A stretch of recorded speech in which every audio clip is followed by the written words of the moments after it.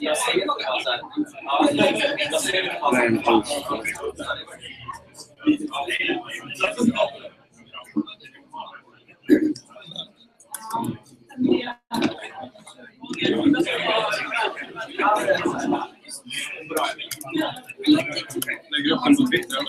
Ja. Jag testar. Ja.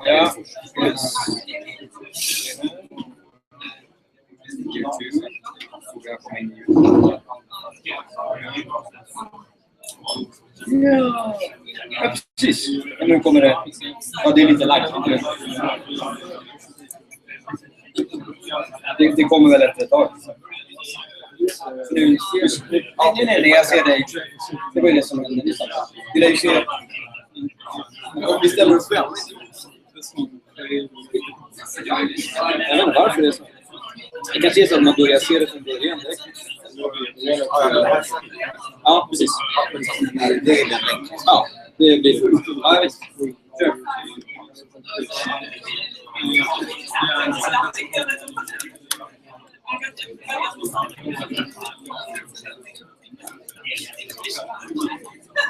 Ja, det är ju den där. Då sparar så då ligger den på YouTube. Ja, det är riktigt. Så nu släpper vi oss sen.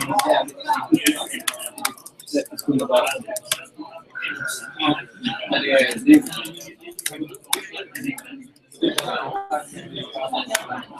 Precis. Ja, det är mycket bullshit där. Kalle, du känner för oss. Vill du någonstans till? Vill du göra det? Vi kör strax. Om det bara... Shut up. Shut up. Twitter.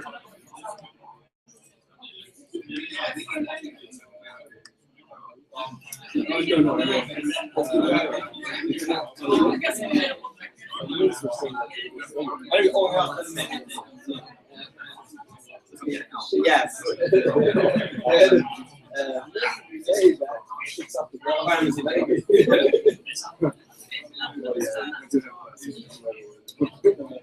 Det blir nog ingen YouTube. Ja, jag brukar ju retweeta det. Ja, okej. Cool. Yes, det är klart.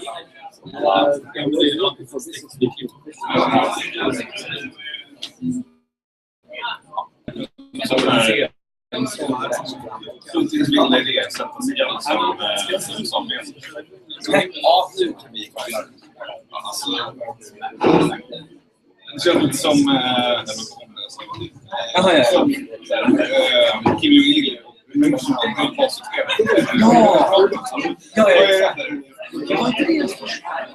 inte det. Men det var ju länge sedan de var vänner. Han bara så här. Jag bara svang.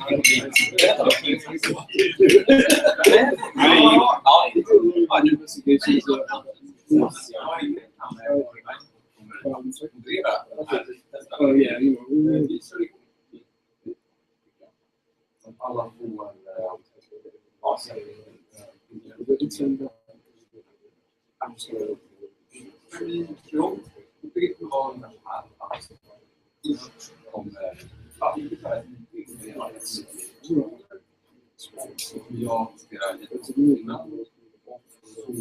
man jättegärna ha och sen det kommer inte in varje fingar så är det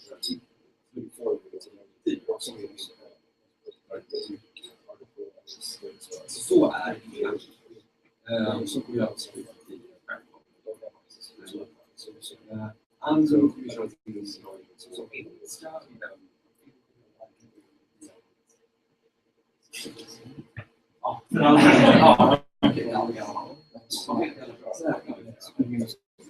minskar vi sänder live till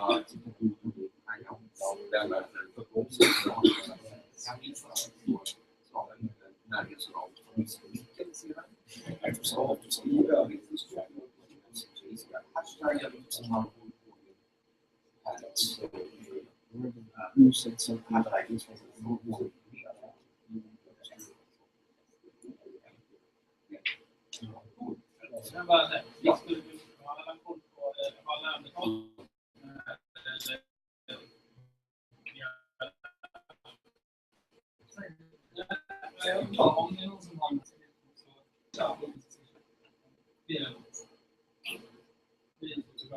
kan skriva upp någon fajn.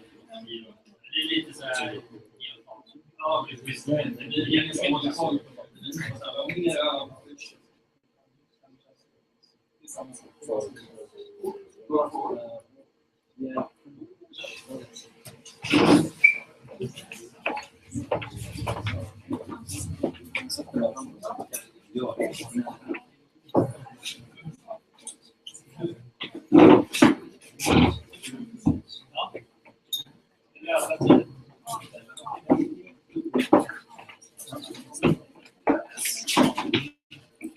Okay, so basically, I said that we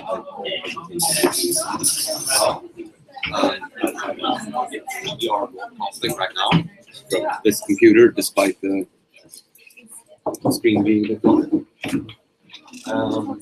I'll do a sort of presentation about this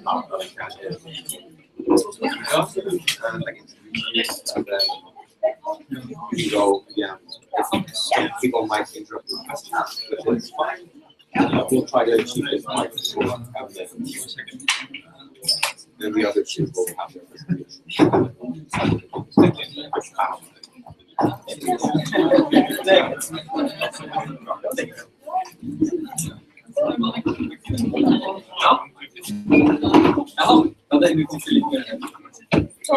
Sorry. Jag hoppar in.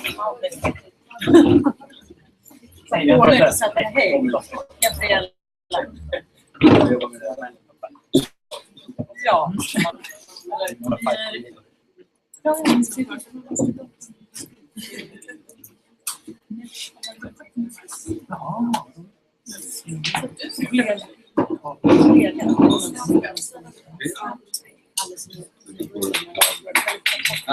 Okay, everyone. Hi. Thanks for coming. It's super nice to see everyone here.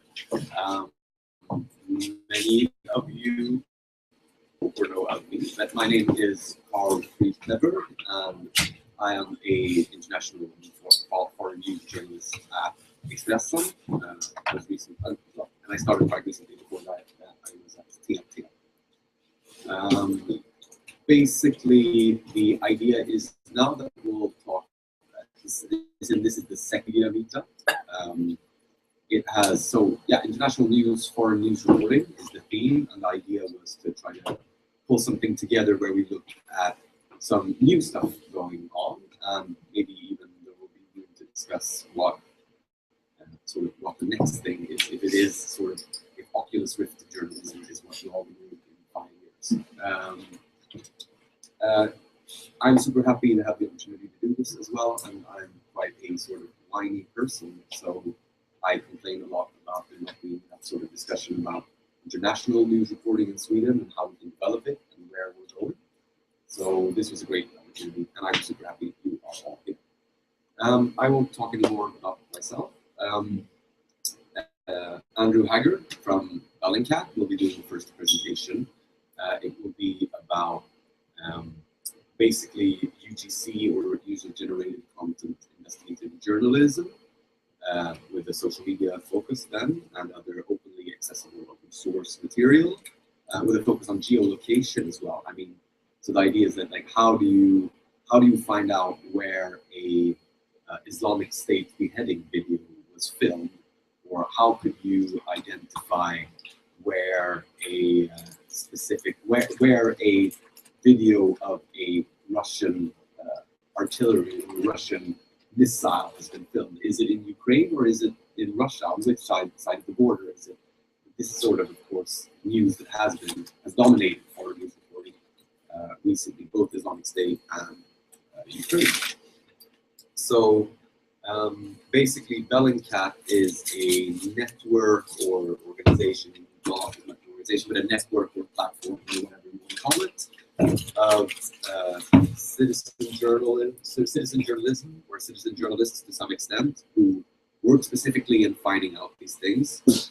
It was crowdfunded and started by Elliot Higgins, who sort of rose to fame under the name of the blogging pseudonym of Brown Moses, where he was sort of started out sitting on his couch in the UK, watching enormous amounts of videos first from the Libyan and then the Syrian civil war, then started organizing these, and then basically a year later suddenly he was doing major investigations with the New York Times, especially with the sort of star correspondent C.J. Chivers. Examples of what Elliot did with the New York Times has been, for instance, about the shot down MH17 plane over Ukraine. There's been a lot about the use of chemical weapons in Syria. The New Yorker made quite a large profile of him, on sort of the topic of sort of the guy who proved that the Syrian government is using chemical weapons from his couch in Britain. But there has also been a lot of things about Syrian weapon trafficking. This is quite a lot on sort of armed conflict, but obviously I think that the techniques that you'll be showing can be used for a lot of other things, be it criminal reporting, be it a forest fire in Sweden, be it any other range of things. But there will be a bit of focus on conflict reporting. And Andrew is,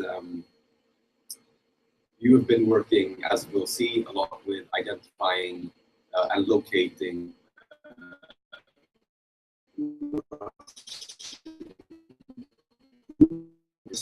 Ukraine, but also to identify sort of where Islamic State videos, their propaganda material, threatening Tunisian politicians, for instance, where they have been filmed. Yeah, I think if you want to do any super short presentation on your background, that's fine. But I'm super curious to hear what you say. It's pretty much covered. But, I mean, I'm not only focused on like the war zone. A couple weeks, a week ago, so also geolocated. You may have heard of this. There's a black man that was shot and killed in the United States. He'd been shot 8 times in the back by a police officer. Sometimes I'm so far away from the news. I didn't even hear about this until a few days later. And when I just saw the video, the first thing that goes off in my head is, oh, you can find the location. So actually, that's I think it's the most recent post on Academy. So if you want, you can check it out there. So, but we'll begin. So geolocation. It's basically the process is combining photographs or videos of an event or location and trying to figure out if it's actually the place that somebody says it is, or if we don't know where it is, trying to find it out. And we use a bunch of different tools to do this, and I'll explain those later. We use open source things like Google Earth or Google Maps, but we'll get into those later. Like I said, I've been working on some Islamic State Syria issues recently, and one of them is this video. The background to this video before I started is in November or December, Tunisia was having its presidential election, and some jihadis that released a video saying, basically, if I understand correctly, that they killed opposition politicians and that they would launch more terrorist attacks and kill more people if the Islamist president wasn't re-elected. If somebody else was elected, then they start this campaign terror. So I can show you a brief moment of this video.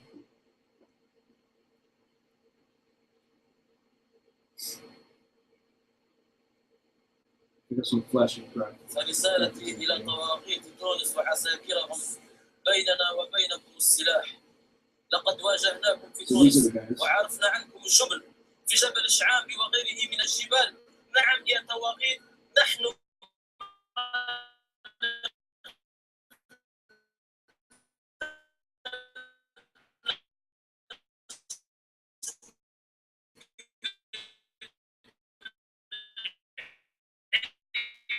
ولبراه سوف نعود وبإذن الله.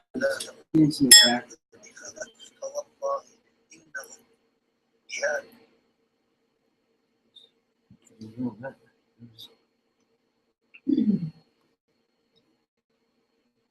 So, for example, we will notice this flag from back here. back behind this guy, there's a building with the red roof. We also pay attention to نقول لهم ائتوا لنا بدليل نحن بيننا وبينكم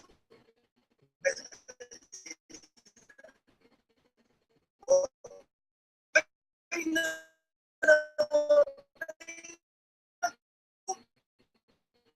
شرعتني العلم والصلاة إلا بحكم أحكام الصلاة خاصة أعدوا السؤال جوابا فهذه راية التوحيد خفاء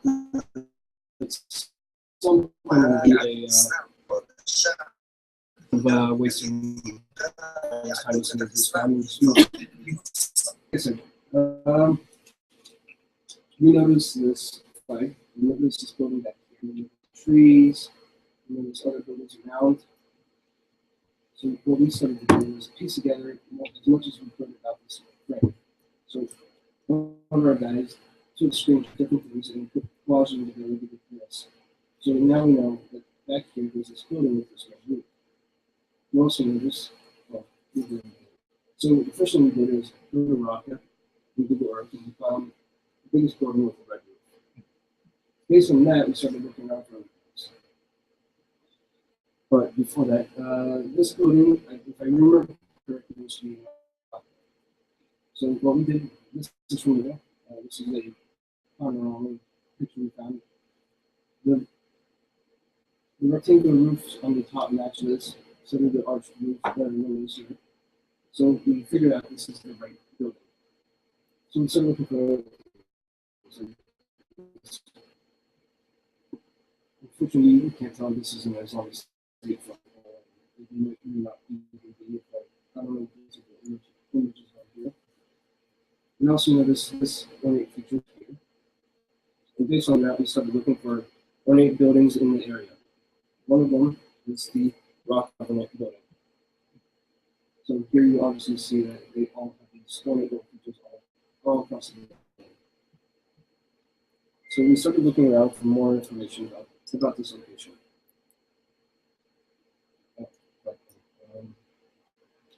So back here you can see another building in the distance. This is the central part of this building right here. This is the other part of the building right here. You can tell by how high these are too. So, this is the beginning of the video. You also notice the tree line. So here we look at the trees in the Google Earth. This is the communication center I was talking about. Unfortunately, there's only, you'll see that there's one radio tower during the entire video. So I started looking for more information about this scene, about this location in Raqqa. So I went to Vice's website. I was able to find this amazing photograph. I believe this by a Brazilian photojournalist, and she traveled there, and you can see that it has these Islamic features here on top of the building. You notice the Islamic State flag, and you also notice these communications towers. Now the problem with this is, in the video there's only one communication tower. Explain that away until we realize that airstrikes were conducted against Islamic State in Raqqa and destroyed one of the communications towers. So that's the reason why this tower is only one seen in the video. It also helps us date the video. Because this was released in November, or December, we can figure out that this is post, I believe it was August or September 23rd when these strikes were conducted. So we knew there was a short time frame about when this video was actually filmed. So, and as I later learned, this was probably a pretty big deal in Tunisia, and may have affected the election. I don't know if that's true or not. Because we're able to place these guys in Syria and not in Libya where they were. For the next part of this, we were contacted by a Dutch newspaper to help locate a photograph a woman posted supposedly of Raqqa, and she had kidnapped two of her children had fled from the Netherlands and fled to Syria. So this is the photograph she uploaded to Facebook. And she claims that this is taken from her backyard, and she says down here it's in Iraq now. So what we notice about this, again, communication style in this tall structure here, we believe it to be a minaret. So based on the fact that she said this is in Raqqa, we started looking at all of the mosques in Raqqa. Unfortunately, there are quite a lot. There are too many for us, so we couldn't handle it. And one of our guys got creative. We went into Twitter, searched for the words mosque and Raqqa together, and filtered by images. And when he did this, he came up with this one, which kind of looks very similar to the one we're looking for. And kind of a little side note, this mosque is actually named Osama bin Laden Mosque. The Islamic State decided to name it last year. He figured out that this was also taken in Taliban, which is near the border. You actually throw a rock across the border. So I go into Google Earth again, and I find a shadow, which looks like a minaret. So based on that, one of the guys I was working with, a few seconds later, posted this, which is a communications tower. So you see that here, and to show you the distance between these, you can see that they're not very far. So the next thing is we tried looking for more information about this mosque. And now that we know it's called the Osama bin Laden Mosque, we're able to find more photos. It seems like there may have been a Islamic State propaganda video that was released featuring this mosque, but we can't find a copy of the video. But it looks like they published a few screenshots of it, so we use those. This one, so it looks very similar to this minaret we kind of saw from a distance. Here's a comparison. So it looks like this is similar to this. Kind of structure at the bottom. It's kind of obscured here. I think this is taken from the different side. We also looked at the radio tower. This image we found, I believe this is published by Getty, I'm not really sure. So we noticed that the tower looks very similar.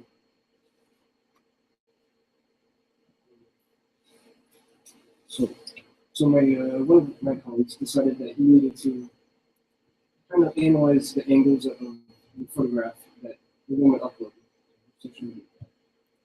And based on that, he was able to come up with a general idea of where this was taken, right around here. Because here's the communication tower and here's the other minaret. So we were able to kind of figure that out, and he kind of also analyzed it using a 3D model in Google Earth. So this is kind of what you should see from the area that we think she may have taken this from. So it kind of it matches pretty closely. Because there's no Google Street View, there's no updated satellite images. It's hard to even narrow it down even further, but we have a general idea of where it's just taken. So this was, after we figured this out, this was run in the Dutch media.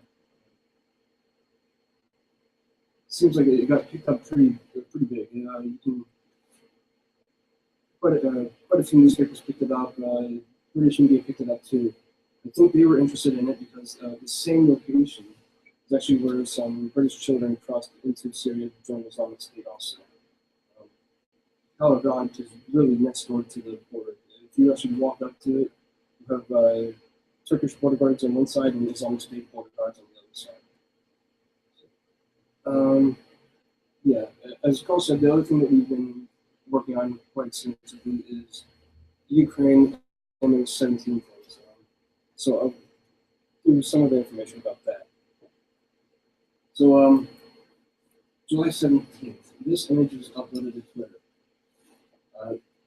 To give you a background, of course, people started looking at this after MH17 was shot down. So what do we see here? Here there's a Jeep, and over here, this is the Big missile launcher. At the top, you can make out a couple themselves. You also notice that this truck is on the red trailer, white cab. This yellow sign actually has a phone number for a transportation company in Donetsk. And later, we figured out what that phone number was. Some journalists called the owner of this company, and he claims that his truck was stolen by the separatists, and he hasn't seen it since.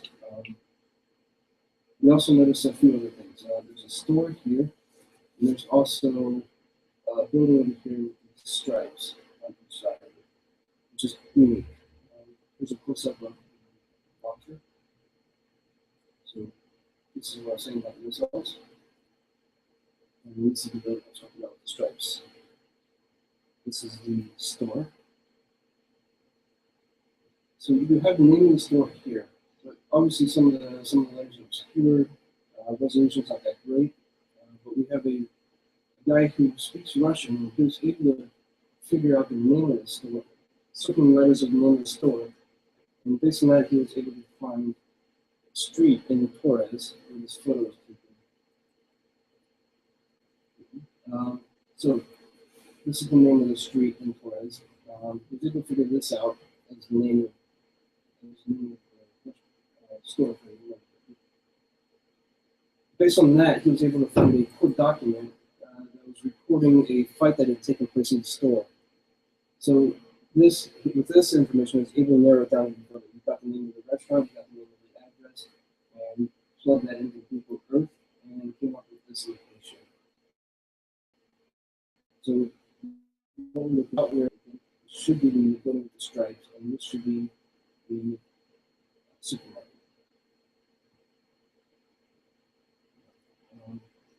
So this is what this starts to say. So how do we figure out if this is an actual correct location now? Because if you go back, you can't really tell anything from here.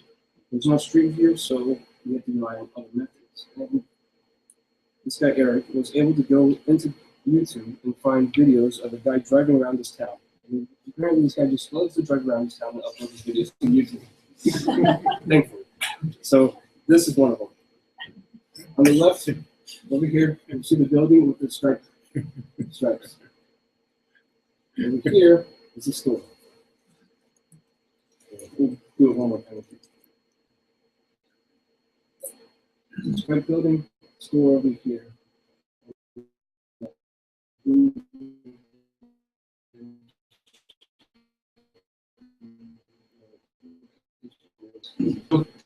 How much time was spent looking through videos? Actually, I don't know. I can ask Eric. But we found this pretty big.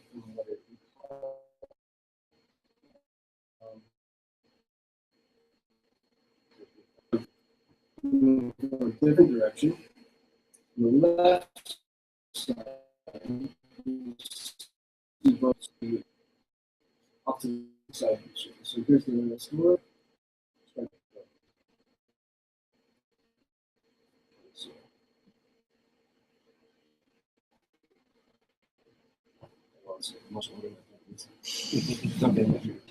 So I think this is where the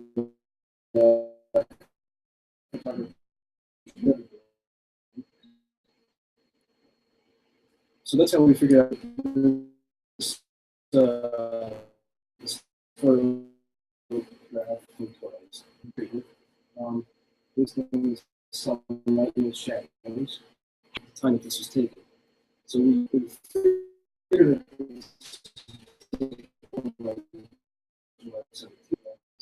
you can piece together the fact of where this thing go called jump out. So you can see this, and it'll show you shadows and everything else. And we estimated about 10:30 in the morning. So that's that. How I got involved on this tweet. So I don't Russian. So I had to rely on Okay.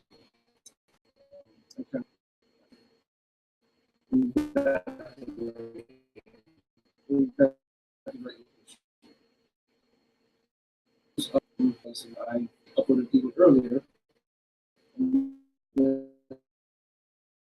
The tweet is actually on Meetup.com. Meetup.com, if you don't know, it's like the Russian.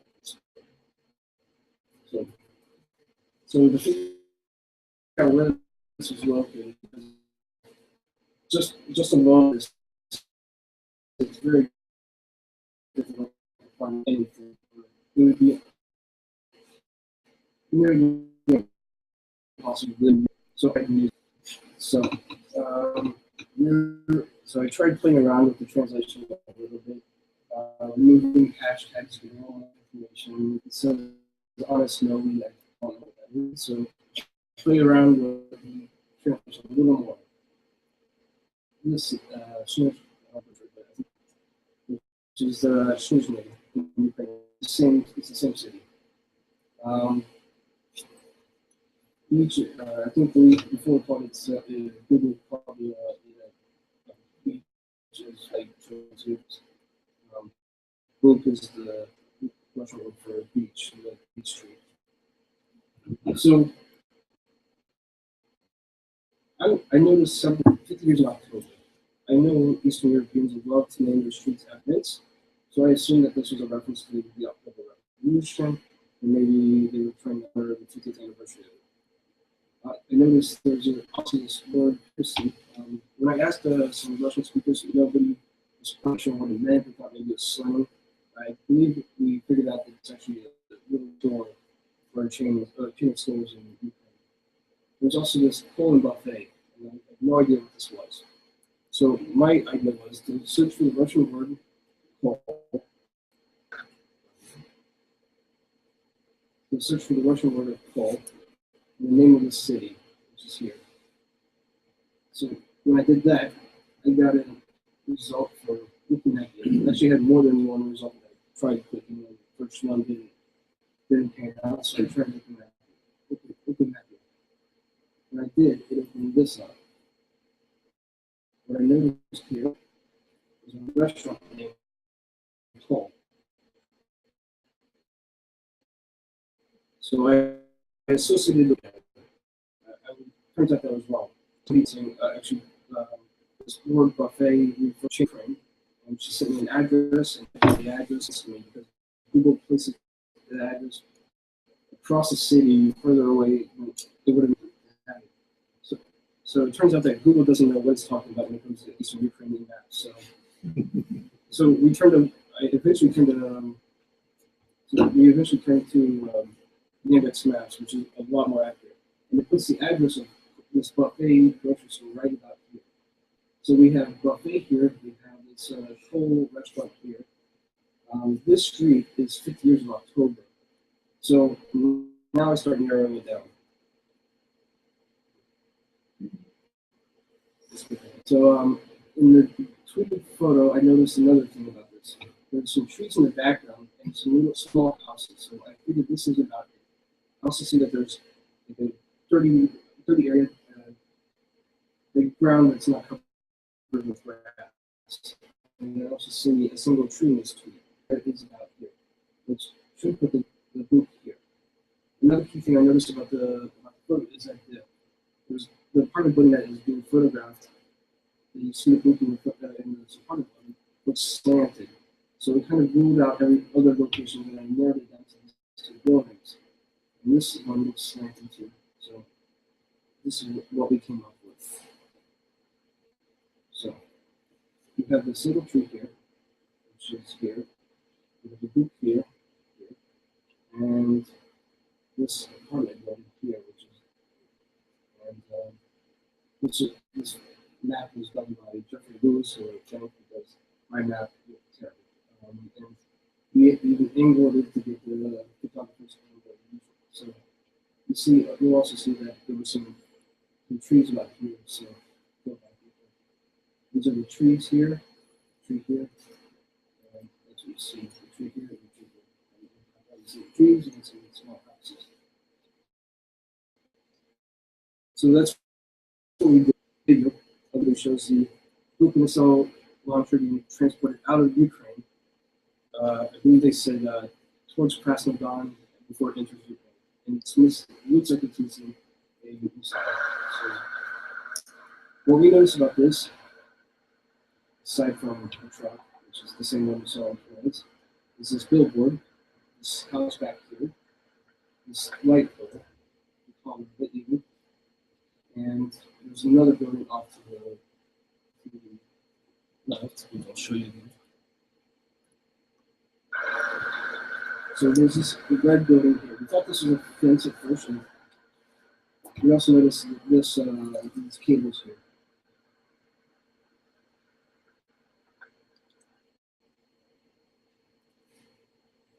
Oh yeah, so this is the truck. You see it's the same truck, and you'll also see here, this is the one so it's missing.